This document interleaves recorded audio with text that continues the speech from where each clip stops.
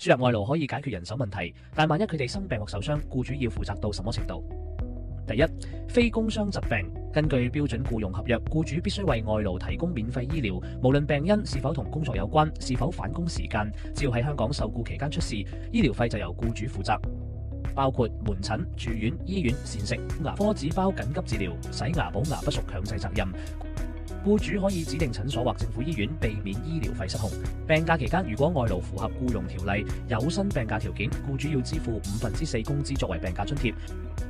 第二，工傷意外，如果外勞喺工作期間因工受傷，就受僱員補償條例規管。僱主必須做3件事：第一，按時呈報，一般工傷14日內，致命事故7日內；第二，支付工傷期間收入同樣係受傷前收入嘅4%；第三，支付醫療費有法定每日上限，門診每日最高500港元，住院每日最高300港元，同日門診加住院上限700港元。想降低風險，實務上5件事最關鍵：一定買足勞保，借最大防線，加配團體醫療保險，對沖非工傷住院費，入職前做體檢，減少隱性疾病爭議，設定指定診所或醫院，避免濫用，保留所有記錄、病假紙、收據、報工傷文件。